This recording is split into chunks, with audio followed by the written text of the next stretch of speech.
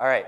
Well, thank you. As mentioned, I'm here to talk about what are we counting. I had to do it. We're at Posit. Had to do a little pun. So, at some point in your open source journey, someone is going to come to you with a question. It might be a vice president. It might be a CEO. It might be some other stakeholder. They're going to come and ask you a question. And that question is really, really, really simple. They're going to say, hey, how is open source adoption going? It's a really simple question, but it is incredibly difficult to answer.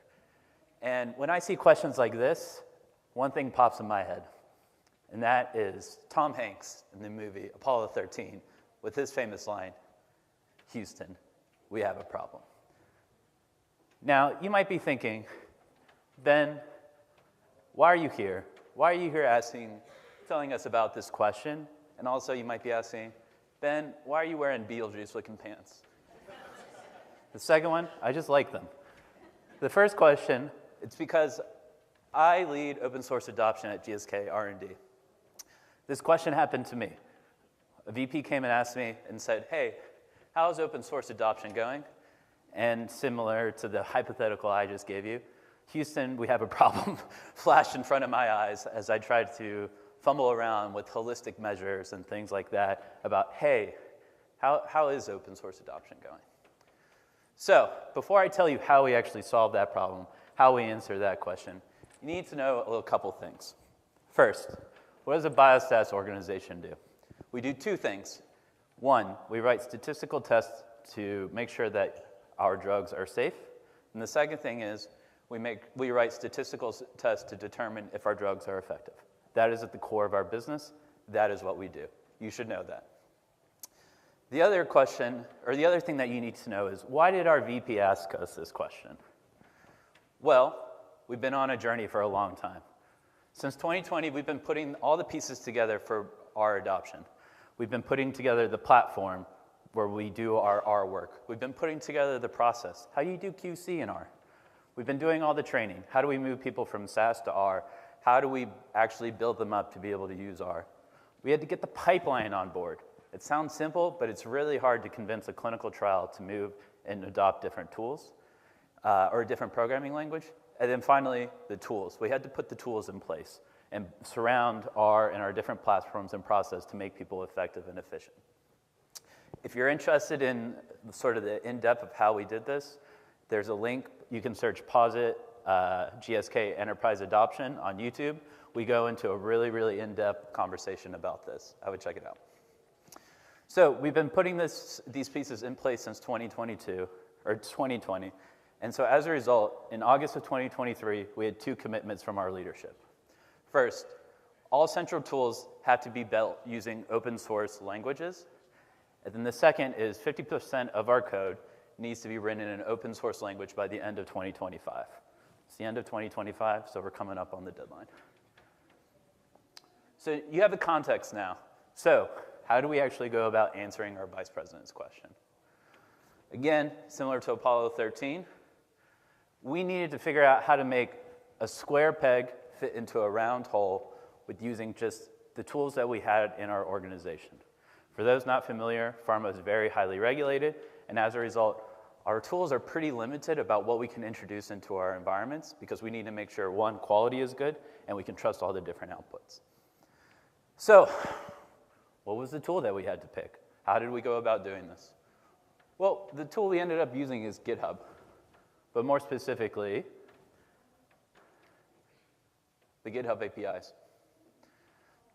So, one of the tools that we introduced as part of our pieces was GitHub. And we said all studies must use version control. That was our mandate. So that was how we kind of started to figure out answering this question.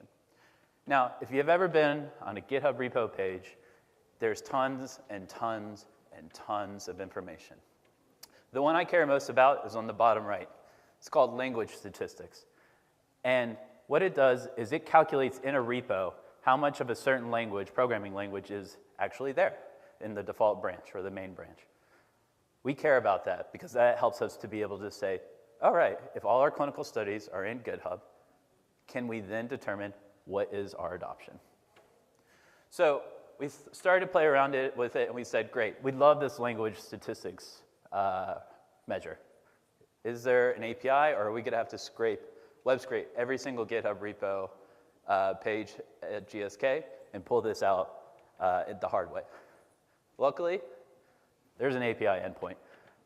This will come back in a little bit later, but everything that you see on a GitHub page, I'm just hitting on the browser, is literally accessible via an API endpoint. It's great. Thank you, GitHub. It makes our lives a lot easier.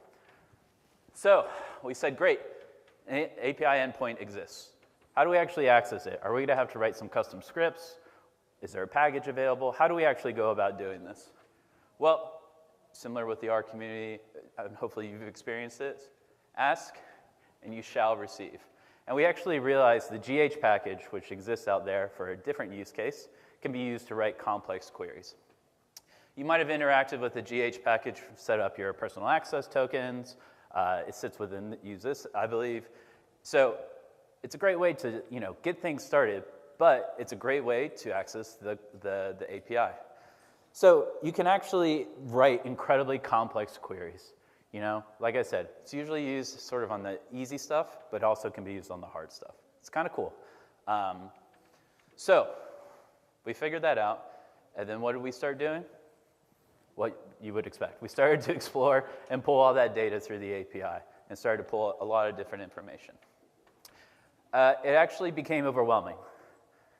What do you actually start to measure? So, do you count the number of outputs in a study? Do you count the number of production programs or key C programs using R? Do you count both? Is that double counting? Do you count the memory size of programs? Does that matter to you? Do you count the number of studies using R, no matter how much or how little? Do you care about the growth of R versus other languages? Do you time box it? This is everything that kind of went through our minds when we were going through all the GitHub API metrics that were available to us, and we kind of really hit the analysis paralysis stage. Because really what's difficult is it's really hard to figure out what you need to measure to satisfy that vice president's question, even though it is so simple. So we decided to sit back and think about it a little bit, and we channeled our inner Kevin Bacon, again in Apollo 13, kept it nice and simple. Just decided to add, basically, and do some really simple summary statistics. These are the 4 things that are important to us. 1, relative R size. We care about the R code size out of the total programming language. So for our use case, a lot of R versus S. We care about the total number of repos with any usage of R. We care about repos where R code is above a target percentage, and we care about the growth of R. The reason why we care about the growth of R is we have huge legacy code bases. But if we can see the growth of R versus other languages higher, that's good for us because that tells us that people are going to, at some point, be able to eclipse our legacy. And that's what's really important when you start to compare, relative R size. You have to add that context. Great. So we took our metrics and we put it in an incredibly fancy dashboard, and you'll get to see what it looks like. Well, sort of. This is our dashboard, but obviously all the metrics are removed. I can't show you those metrics, I'm sorry. But just imagine, you put some fancy metrics there and it looks really, really cool. So we're able to do this as a one-off. How do you actually put this into production so it's updated every single week? This is how we did it. It's a little confusing, or not confusing, there's a lot going on, so I'm going to walk you through it. But basically we go GitHub source all the way to our analysis. And it's orchestrated by Posit. So, first step. 1, we use the GH package to do an API query. We then take our raw data and dump it into Azure Data Lake Storage. We do this once a week on Sunday night, and it's all automated and coordinated by Posit Connect. After that raw data storage job is done and completed, we then use some R scripts to do processing and transformation, adding in a little extra information from our internal systems. And then, once that's done, we dump it back into, again, Azure Data Lake Storage. You want a copy of raw, and you want a copy of transformed. Again, coordinated by Posit Connect. After that job is done, we then kick off a job to do data visualization, Quarto dashboards, and Shiny dashboard deployment. So on Monday morning, if our VP cares, he or she can take a look at it and say, all right, how's that our adoption going? We also do a little predictive analysis in ML. That's more on sort of the experimental phase and a lot smaller than what it is that we do a lot of. But we like to throw it in there. That way we can say we're data scientists. Again, it's all coordinated by Posit Connect, which is a really great feature, so thank you, Posit. So, again, Kevin Bacon, he appears again. But we started to work with our VP and showing sort of what it is that we could do in terms of answering that question, how's open source adoption going, as well as all the automation and everything that we put into place. And our VP loved it. Oh man, that's incredible. But we became victims of our own success because our VP went from Kevin Bacon to Ed Harris. And he or she did not really care about what it is that we put together and seeing the current state. They cared about, all right, what can they actually do more of and what it can do. Oh, a little lag, but that's okay. So something I didn't tell you in the beginning, I'll tell you now. We pulled all the R metric and language statistics information, but we also pulled a ton of other data. So things like commits, pull requests, repo life, repo pull request reviewers, irregular commits, unmerged pull requests, and package names. The reason why we did that is because we wanted to experiment and do some other dashboards, as well as answer some other questions that might come up in a more preemptive manner. So there are two other projects that we did out of this. They're a little bit more on the innovation experimental phase, so less robust than the current open source one. But I'll tell them to you now. One project that I'm very proud about that I think is very cool is GitHub Health. If you have ever tried to get people to use GitHub in an organization, it is incredibly difficult. It's a steep learning curve, and it's tough. The key thing about support is how do you go from a reactive support to a proactive support? So the question that we have tried to solve is, can you proactively find studies that are struggling with GitHub and support them? And we can. There's lots of different metrics and things that you can pull, like, for example, merge conflicts, the number of merge conflicts that haven't been resolved, the number of commits, number of branches, things like that, that indicate that a study is struggling. And you can actually proactively reach them and say, hey, do you need some help? They're very appreciative of that. So that's something that I think is very cool, something I'm very proud of. The other thing is the tool catalog. One other question a VP is going to ask you is going to be a question around finance, return on investment. It is a dreaded question, but it's a question that you need to be prepared to answer. So we spend a lot of time building tools. Do our users actually use them? That is a question that is going to come up. And so what you're going to have to answer is what tools are actually being used, and then what's our return on investment for either internal tools or open source tools. Through the GitHub API and some regex, you can actually pull tool names, so package names out of scripts pretty easily, and you can get an idea of what is actually being used. So for example, one of the things that we use a lot in GSK is the Admiral package. You could argue we probably need to invest more time in the Admiral package because we use it everywhere. But those are this type of tool, or this type of, call it dashboarded data, allows us to have those really important finance questions because it's going to come for you at some point during that open source conversation. So great. Now it's great. Great. So one of the things that I think is really cool about this work through our GitHub API and whatnot is we were able to move our stakeholder, our VP, from, hey, how is open source adoption going, to the bottom. I know exactly how adoption is going. And that feels really good. Probably not as good as mission control when Apollo 13 landed back on Earth, but equally as good.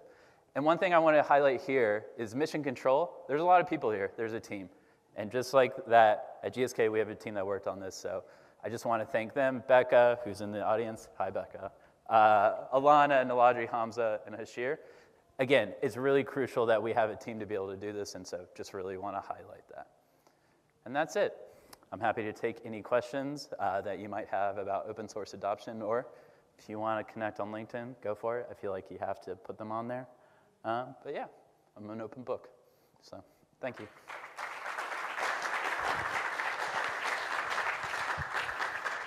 Okay, thank you, Ben. Great presentation. Yeah. We have a few questions that have come in from the audience. Cool. So the first one is from Scott, and Scott asks, how did you come up with the 2 specific goals, all open source central tools and 50% code written in open source? So the reason how we came up with those commitments was there's a big transition in pharma to adopt open source. We we just prefer it in terms of workforce that's coming out of schools, especially like stats programs, things like that, as well as we think it provides us more innovation. And honestly, some of those proprietary tools are really expensive. So that's why we decided to make those financial as well as other, I guess, call it holistic decisions for those commitments.